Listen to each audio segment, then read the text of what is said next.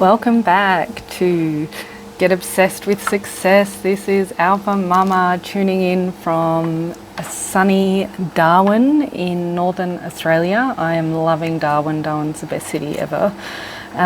So, Alpha Mama, this week it is episode 12. We're talking about The Psychology of Money by Morgan Housel.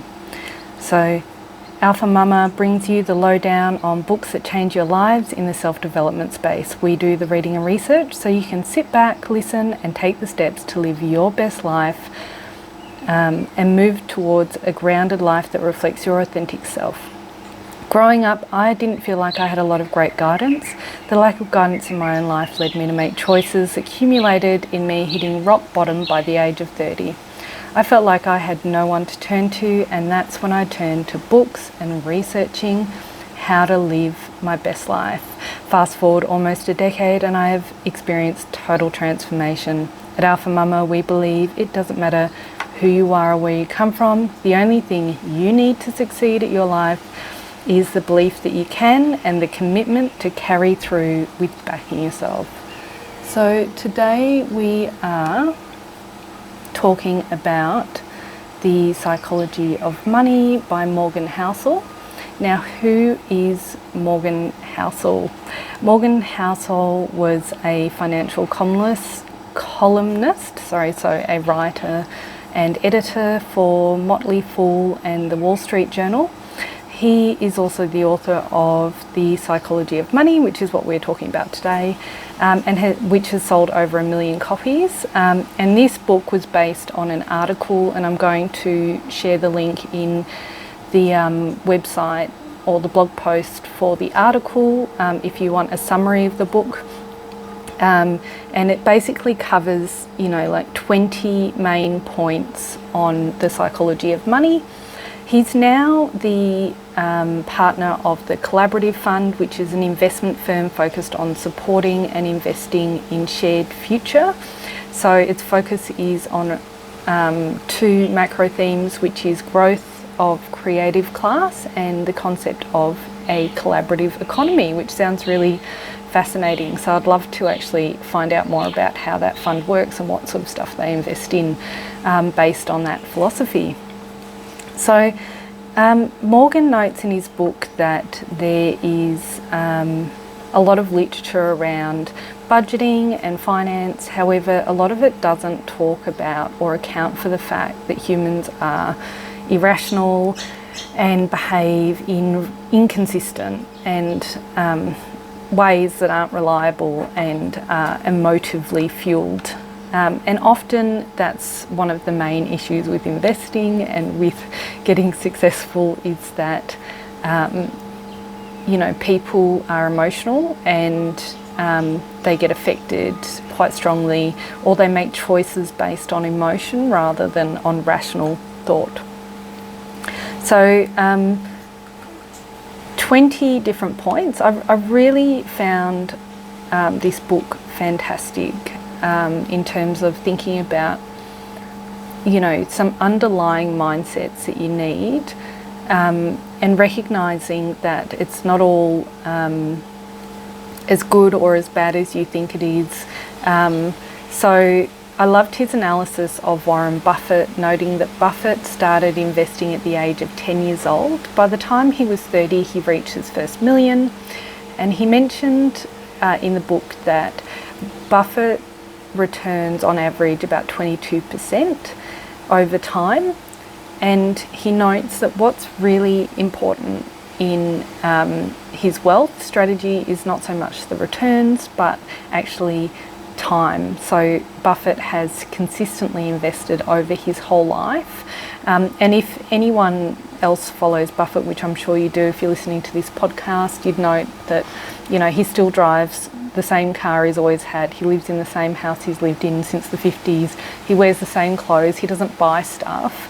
And yet he's a multi-billionaire, And it's this idea that he has enough already. He's got everything he wants. Like, even if he had $1 billion, he wouldn't choose to live his life any differently to how he lives it now. And he does. He has multi-billion dollars. So there you go. And in comparison, so he points out a good analogy or a comparison to this is Jim Simons.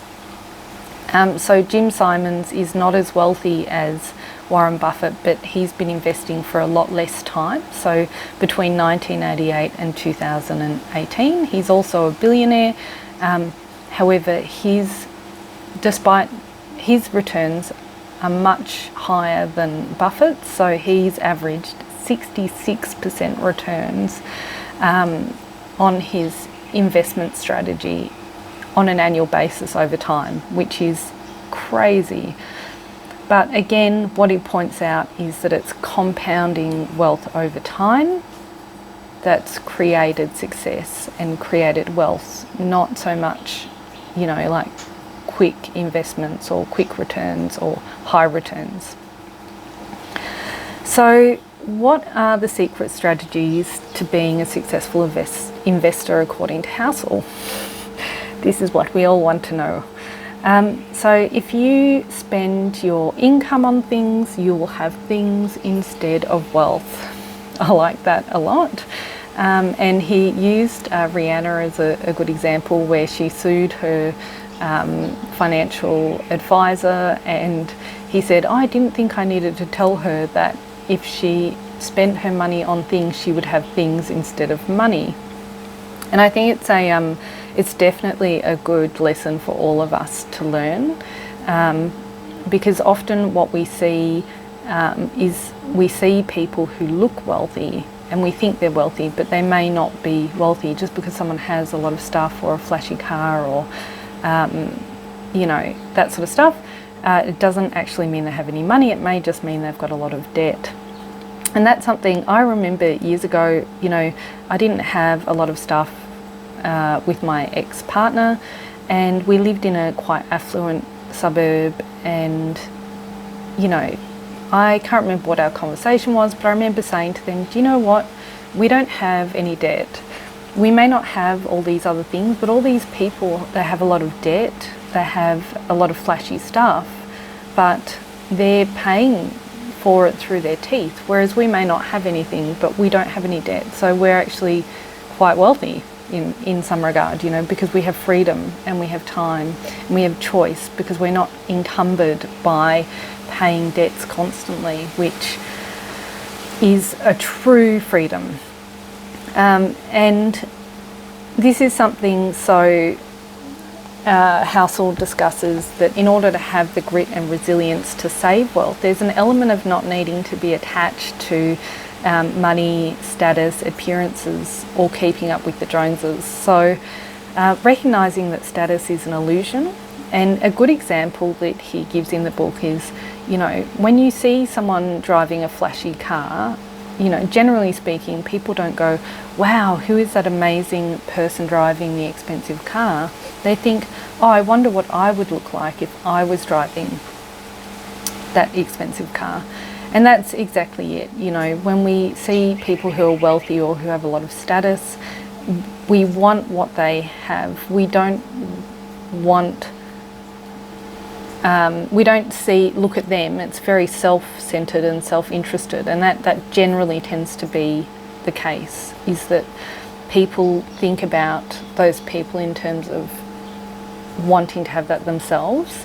And so if you can shake that off and realise that actually it doesn't matter what other people think, because they're not thinking about you, they're thinking about themselves having what you have, then that's one way to liberate yourself from the need to have the status. Another way is probably to go get some counselling, I guess, which is something that probably many of us could benefit from, I suppose. We all have our weaknesses. And another really good point that he brings up in the book is, he notes it's likely that 80% of your investment success will be based on a very small portion, like 1% of your investment.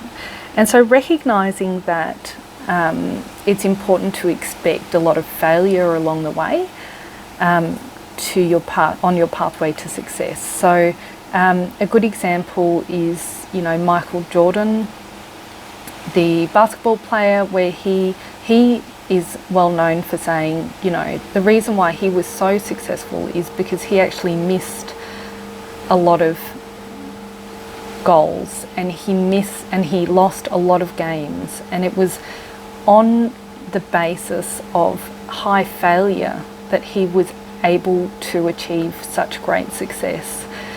So you have to be willing to fail and take risks in order to succeed, and you have to be willing to consistently fail over time and recognize that actually success may not look like you think it does. Maybe success looks like a lot of failure, and then over time you will experience some success over time through consistent strategies of investing. And we see this in business, we see this in online marketing. You know, it's people who consistently produce over time, and eventually, you know, through compounding or time or consistency, they then finally experience success.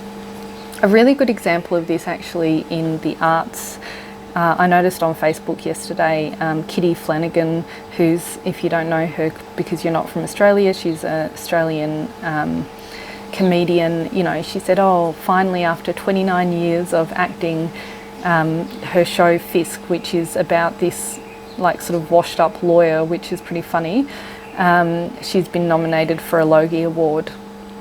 And it just is a perfect example. You may work really hard your whole life and you may never achieve any sort of success, but it is through the consistent, reliable, you know, investment of that strategy over time that you are most likely to achieve great success in ultimately. Another really good tip he brings up is getting wealthy versus staying wealthy. So recognizing there's one type of mindset for getting wealthy, which is sort of more of a risk-taking mindset, versus the staying wealthy, which is more of a conservative mindset to stay wealthy. And again, you know, a lot of that also comes down to just time and strategies over time. Like there's always some risk element, I suppose. So recognizing that no one is crazy. So you may see that other people invest in other ways to you, and you may think, oh, that's a bit insane, I don't know why they're doing that.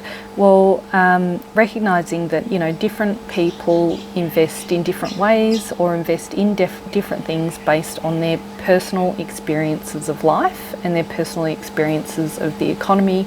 So different age groups will choose different types of investments because they've lived through different periods of time, different economies, war, different interest rates, etc. And it's those sorts of experiences, personal experience, that really drives and cultivates our mindset around what a good investment is versus what a bad investment is. And so recognizing that, you know, there are many different pathways to success, and those different pathways may look different in different eras or time periods throughout history. And just bringing home again, recognising that sometimes success actually looks a lot like failure. I really find this very heartening, you know, this sort of pessimistic outlook that, you know, there's a lot of failure involved in success, because it sort of does help you get into the mindset of realising, you know, I just need to stay the course. I may have good days and bad days, but, you know, pick yourself up and keep going the next day, because even the most successful people in the world have experienced high levels of failure in their life. And the more that you engage with that, the more you realise it's okay. It doesn't mean, you know, you need to let the bottom fall out of your life just because you've had a bad day, or just because it's been a bad year even, you know. And then finally, one of his great tips is obviously recognising that compounding over time is a real secret to success. So consistently investing over time is where the results are, not being swayed by the dips in the market, staying the course with your strategy until you see results instead of bailing out at the first sign of hardship. So those are all really great tips and strategies. I really think this book's a great way to cut through some of the BS around investing and the quick fix or get rich quick schemes that you see out there, and just it's a great like sort of primer for your mind to just think about or be aware of what real grit and resilience you require to be successful at investing. So it's just, yeah, it's a good primer, I'd say, recognising that it's not all roses and it's not all pretty pictures, and that you may actually be investing for a really long time before you see results. And what it takes is perseverance, resilience, grit and determination over time, and starting from a place where you're enough. So having that self-worth to begin with, recognising that you've got everything you need to start with, and that's the healthiest place that you can start from. And he does put some examples of people. There was this Indian millionaire or some multi-millionaire who ended up getting done for insider trading, and he noted the story was because this guy wanted to take himself to the next level. He wanted to be a billionaire, and it was through his greed that he ended up going to jail. And you know, recognizing that what he lost is his status, his wealth. He lost everything, you know, just for this greed, and his freedom and his time, you know. So recognizing that wealth and status aren't the be end and all and end all, and true wealth comes down to having your health, loving relationships, freedom, and what he stresses the most is time. Recognizing that having freedom over how you spend your time is the ultimate wealth that any human being can experience. And I really love that as well. So in order to succeed, what you really need is consistency and self-discipline. And I was heartened while we were staying in Darwin, we have visited with a friend who's in the Defence Force, and they shared a story about how in the army they teach their recruits about survival and how to survive out in the wild or in the bush or whatever, but recognising that what you need is to know what you want and then create some boundaries and parameters around that, and then really sticking to those boundaries, and what that takes is self-discipline. And so sticking to those boundaries and then exercising self-discipline over time is what leads to success. So that is the show for this week. Next week we will be discussing how to create a vision for your life. So I look forward to seeing you then. Catch you next time. Over and out.